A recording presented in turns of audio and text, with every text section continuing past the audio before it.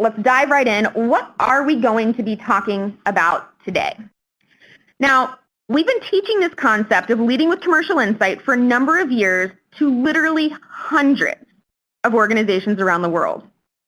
It's a concept that we first started discussing in our work around the Challenger sale. Commercial insights are messages that drive urgency by focusing on disrupting a customer's thinking about themselves, their business, their world. Because what we've come to truly appreciate is that if we want our customers to start thinking differently about us, we have to first get them thinking differently about themselves. So we need to highlight a problem about the customer's business that they've overlooked or underappreciated, and then the costs and risks associated with those problems. And then we teach them a better way forward, a way that leads back to us. And as we introduced this topic to companies worldwide, the feedback that we got was, I get it. I love it. I'm just not sure how to do it. So in other words, how do I go about creating these commercial insights? And as some of you might know, we have a full-day workshop to help members do just that. And today is a high-level overview of that workshop, a bit of a primer of what you can expect during that full day. And as an aside, I would encourage you to consider registering for one of the upcoming sessions as well. We will provide those dates to you in the deck, and you can also reach out to your account manager with help for registration. But after you listen to today's presentation, you're also going to have the building blocks to go out there and start creating your own commercial insights or double down on what you're already creating. So no matter where you are in the commercial insight generation process or more broadly on the Challenger journey, today's session will be valuable. One final note, there are a lot of great sales and marketing ideas in here. So one thing I encourage all of us to do is to pass this webinar along to your marketing colleagues once we get this up on our website in the next several days. All right, let's dive in by first looking at some of the objectives you can hope to get out of this workshop. So moving right along, when we think about what we are looking to accomplish in the full day workshop itself, sorry, getting a little trigger happy with the slide deck here. So what are some of the learning objectives we can hope to accomplish during our time together at this full day workshop? So that's what you see right here on the top of the page. So on the top right-hand side, we see our major objectives. So first, our top objective is for you to have a very solid understanding of what makes for a great commercial insight. And during the workshop, we have a number of exercises to help you pressure test your knowledge. Moving to the second bullet, the knowledge and tools we arm you with will also prepare you to compare your own commercial messages against the CEB Commercial Insight Framework. And then a couple of notes to those last two bullets in the top right-hand corner. The goal for the workshop is not to draft a commercial insight. There just isn't a single day that can accomplish that, and believe me, if we could figure out the secret to that, we would be more than willing to share it. But in reality, there just is no such secret. And in fact, the example that we're going to be using today, it did take months to create. So instead, we're going to be walking away with the knowledge, the frameworks, the processes that you need to take back to your organization to start building commercial insights. All right, let's jump to our roadmap for our time together today. And just so you know, this also acts as a roadmap for the workshop. All right, so we start the workshop by focusing on what a commercial insight is, and maybe more importantly, what it is not. Then we're going to do a deep dive into two critical components to building commercial insight. First, identifying your company's unique differentiators, and then as you move across the page, building customer mental models. And our time together today in this webinar is going to reflect an overview on all of that. So in beginning this journey, we need to ask ourselves a very important question. How do we change a customer's mind? How do we change their direction, their willingness to move off of status quo, using the competition or doing nothing? This is a fundamentally important question because every single one of us on the line today sells the same thing.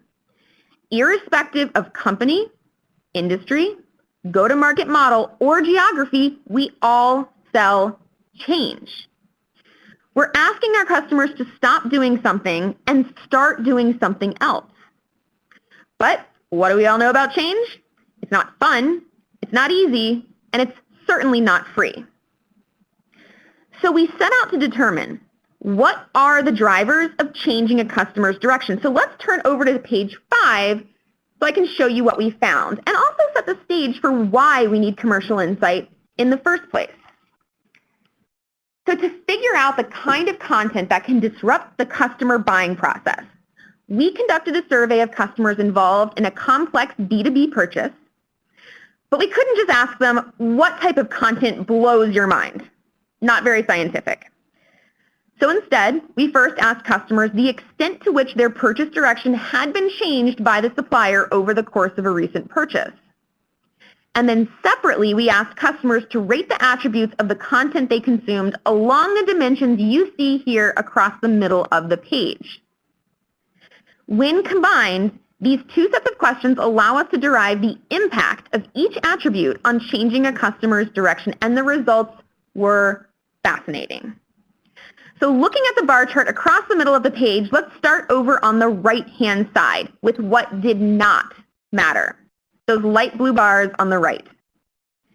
So being accessible and quick to find, containing interesting facts and anecdotes, being easy to understand, and representing a smart or expert perspective. Now, before we go any further, I do want to be absolutely clear that it is by no means CEB's suggestion that your content be difficult to find, uninteresting, hard to understand, or stupid. Of course not. Those things all matter, and they matter a lot. But they're table stakes. They are merely the bar you have to cross to be considered. But they don't do anything to change a customer's mind or to change the course of the purchase process. Now let's look at those dark blue bars on the left, because these are the things that will change a customer's direction. So first, starting on the left-hand side, teaching the customer something new about their own business needs and challenges. And second, providing the customer with a compelling reason to take action. So in other words, customers are most likely to rethink their current views and buying criteria when confronted with surprising information. Not about the world in general, but about their own business. So more specifically, information laying out not just the benefits of taking action, but also the costs of inaction. So regardless of whether it's delivered through marketing materials or a sales rep, effective content in this world of empowered customers demonstrates to our customers that despite their learning and expertise, they've missed something materially important to the performance of their business. Now we've come to label this type of content as insight. But how does insight compare to other types of content, especially thought leadership? And where does the commercial in commercial insight come from? So let's take a look at the next page to learn more. In teaching the concept of leading with insight to companies all over the world, we've been very careful to define the term as precisely as possible.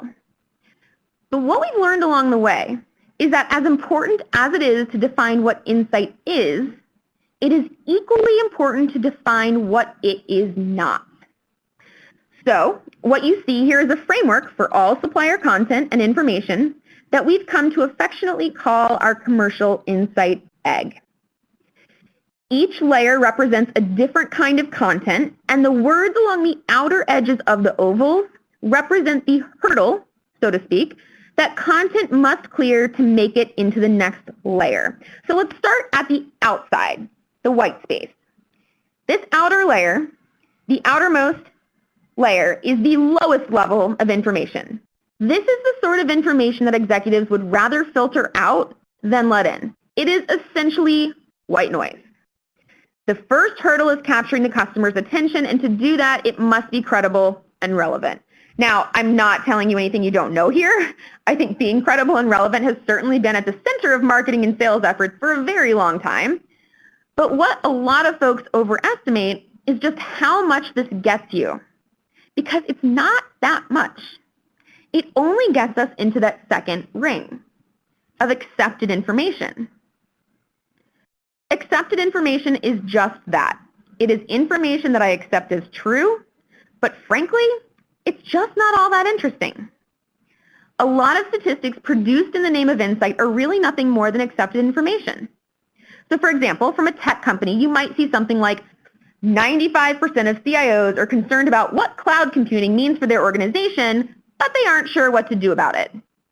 Okay, well, I believe that. It is credible, and it's relevant to me. But did I really learn anything? I might not have known that it was precisely 95%, but I knew it was a lot. It basically just confirms something I already know. So while I accept the information, it certainly doesn't do anything to impact what I am going to buy. So let's take a look at that next barrier. Be newsworthy. That gets us into the third ring. Thought leadership. What is thought leadership? Well, it is interesting, newsworthy information that is new to the customer, something they likely would not have discovered on their own. So, to give credit where credit is due, we are actually teaching them something for the first time. But the real limitation to traditional thought leadership is that even though I might learn something, I don't necessarily do anything about it. It's, wow, that's interesting, but I'm okay for now. And that's because thought leadership is largely focused on presenting a new idea. It's interesting, but it's not urgency driving. So what else do we have to do? Well, let's cross that next barrier there, be frame breaking, and that's going to get us into insight. Insight is designed to upend the status quo. If thought leadership is about the presentation of a new idea, insight is about the undermining of an existing idea. It tells the customer a story not just about what they could be doing, like thought leadership, but about what they are actually currently doing and how it is costing them money, exposing them to risk, or hurting their success in a way that they haven't realized. So, at this point, it's no longer, wow, these guys are smart. It's, wow, I'm wrong. Now, of course, we do have to deliver that you're wrong message professionally, diplomatically, and empathetically, and in a way that's culturally appropriate. This is not, guys, this is not, hey, you big dumb dummies, how on earth could you have overlooked this and missed it? That would be not an insight. That would be an insult, not CEB's advice. Delivery truly does matter. But you will note here that even with insight, we're not at the center. So check out that last barrier there in the white text. We have to lead to supplier. That is critically important, and crossing that barrier is what gets us into commercial insight. We want to get paid for our insight so that when the customer, after being reframed by our insight, says, wow, I have to change what I'm doing, who can help me with that? The answer has to absolutely be, let me show you how we can help you with that better than anyone else. So, to summarize, a commercial insight, an insight we get paid for, must shift customers from their current beliefs and behavior to a set of desired beliefs and behavior that lead directly to the adoption of the supplier's unique solution. Now remember, I mentioned this is a framework for what commercial insight is and is not. So I want you to think about this as a litmus test, something that you can metaphorically hold your rep's sales pitch up against and see where it lands. Ask yourself, how blue is the content we're taking to the market? I also want to emphasize, this is not a catalog for all the different types of sales rep conversations and marketing content that we should be creating and that we should have. All of our content, conversations, collateral, and so on should be based on commercial insight.